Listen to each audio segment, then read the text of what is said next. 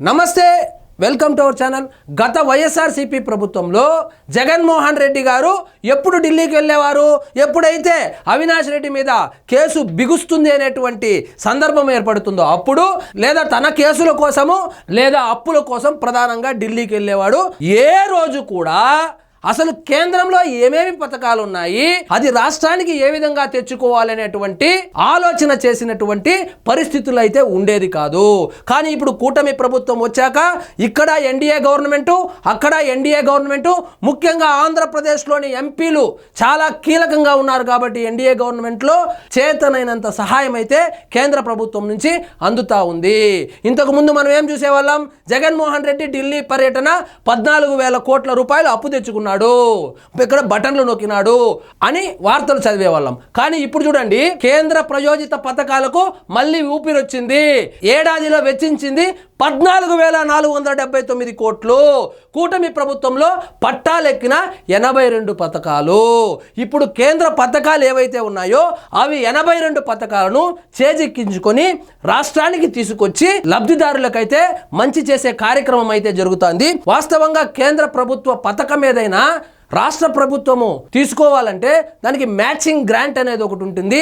వాళ్ళు 7 రూపాయలు ఇస్తే అట్లీస్ట్ 3 రూపాయలు 2 రూపాయలైనా రాష్ట్ర ప్రభుత్వం ఇచ్చే పరిస్థితిలో ఉంటేనే ఆ పథకాలు రాష్ట్రానికి వస్తాయి. కానీ జగన్మోహన్ రెడ్డి గారి చేతిలో ఎప్పుడు బటన్లు నొక్కే కార్యక్రమమే కానీ ఒక రోడ్డు వేద్దాము, వాళ్ళు 6 రూపాయలు 7 రూపాయలు ఇస్తే 3 రూపాయలు ఇచ్చి గ్రామీణ రోడ్లు అభివృద్ధి చేద్దామని కానీ, త్రాగునీటి సౌకర్యాలు మెరుగుపరుద్దామని కానీ ఎప్పుడు ఆలోచన చేసినటువంటి పాపాన పోలేదు. కాబట్టి 151 సీట్లు ఉన్నటువంటి అతి బలమైన పార్టీ 11 సీట్లకు పడిపోయి ప్రతిపక్ష హోదా కూడా కోల్పోవడం జరిగింది.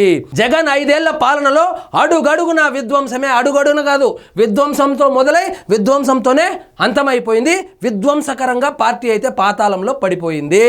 కేంద్రం అనేక ప్రజా ప్రయోజనాల పథకాలకు రూపకల్పన చేసి రాష్ట్ర ప్రభుత్వాల వాటా నిధులతో అమలు చేస్తున్న వాటిని గత సర్కారు దుర్వినియోగం చేసింది. ఇంకొక కర్మ ఏంటంటే అక్కడ కూడా అప్పులు పెట్టి వచ్చిరంట. ఆ అప్పులు కూడా ఇప్పుడు కూటమి ప్రభుత్వం తీరుస్తా ఉంది.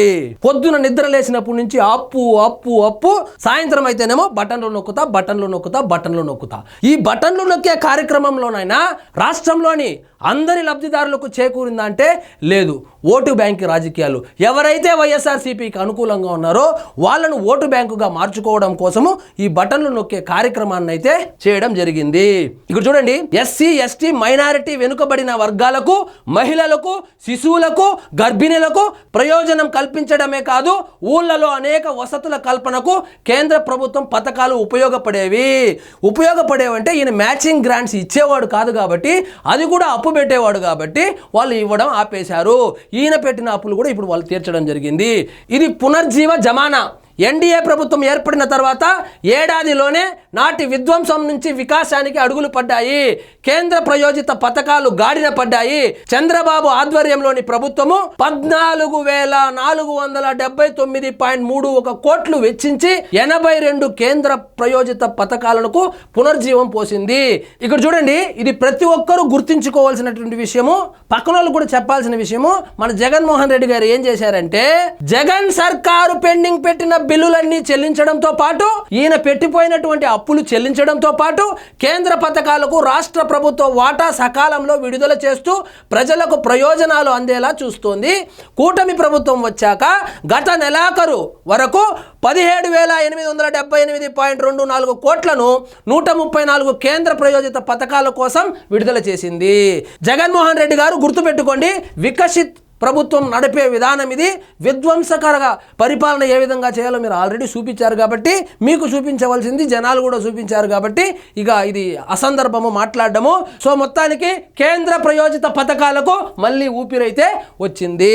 కూటమి ప్రభుత్వం ఏర్పడ్డాక ముఖ్యంగా ఆంధ్రప్రదేశ్లోని ఎంపీలు అక్కడ కీలకంగా ఉండడంతో ఏ పథకాలకు ఎంతమంది లబ్ధిదారులు ఉన్నారో ఒక్కొక్క ఎంపీకి ఒక్కొక్క స్కీమ్ అప్పచెప్పి చాలా పగడ్బందీగా కేంద్రం నుంచి రాష్ట్రానికి రావాల్సినటువంటి ఆ పథకాలకు సంబంధించినటువంటి నిధులు ఏవైతే ఉన్నాయో అవి తీసుకొని వచ్చి చాలా సుభిక్షంగా అయితే పరిపాలన సాగుతోంది.